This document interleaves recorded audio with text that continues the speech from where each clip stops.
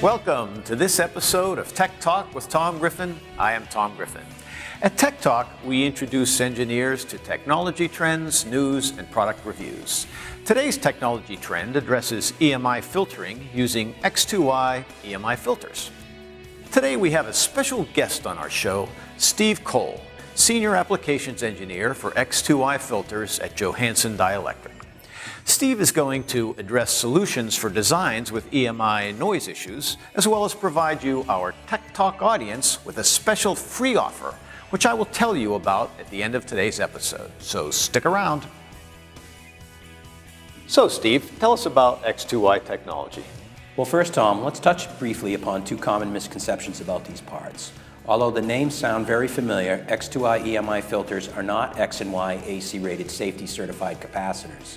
Secondly, while these look almost identical to three-terminal feed-through capacitors on the outside, when we look inside the part, they're far different.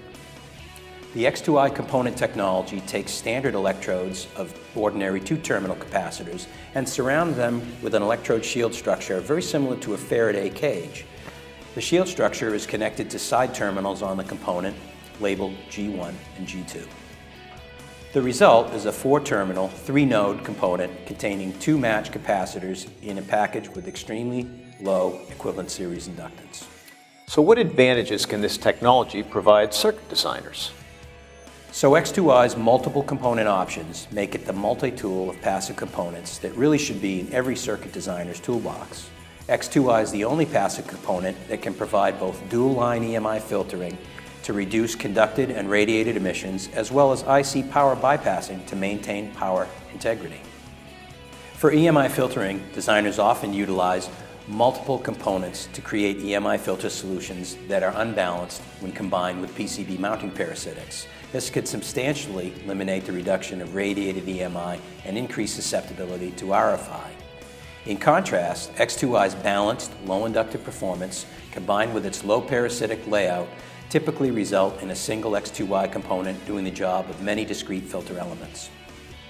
Wow, so this technology can reduce part count, real estate, pick and place cost, all with one device? Exactly.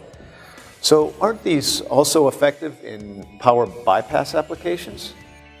Yes, Tom. That's the other main application for X2Y. X2Y's ultra-low mounted inductance make it a space-saving performer in power bypassing of integrated circuits.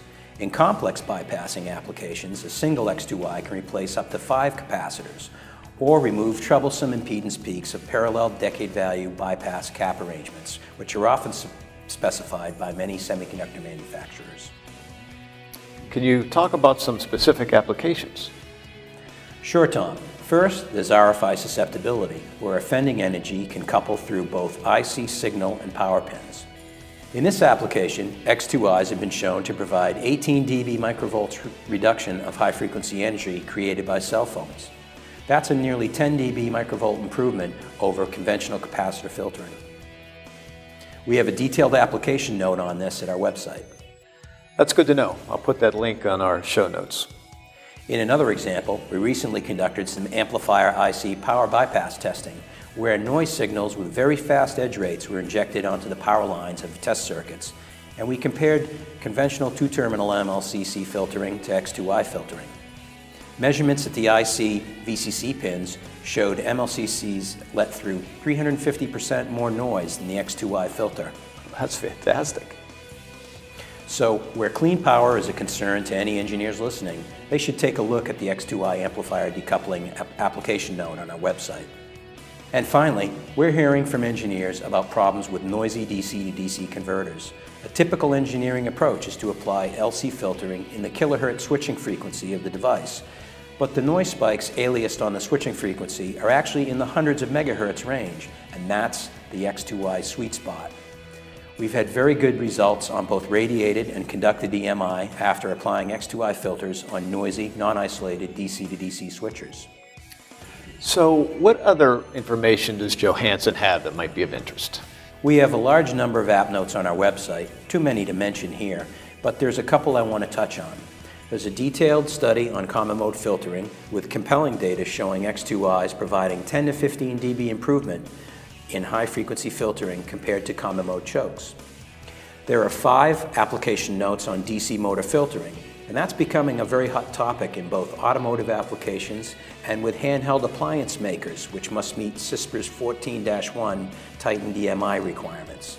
And we have a general application note on EMI evaluation and design guidelines, and that's really a must-read for any engineer ordering X2Y samples and about to test them out in their lab. And that's just to mention a few. Okay, so what has the response been from the customer base? Well, as you can imagine, it's been very positive. Engineers we work with are increasingly telling us that using X2Y has resulted in their quietest designs to date. Well, that's fantastic. I really appreciate Steve sharing some of his valuable time and product knowledge with us today. If you would like more information on the X2Y EMI filters and additional products, visit catalyst-sales.com. Okay, so as promised, now for your free offer. Johanson is offering our TechTalk audience a free customized X2Y sample kit. Just go to catalyst-sales.com/X2Y kit offer to get yours sent to you right away. Thank you for watching this episode of Tech Talk with Tom Griffin. See you next time.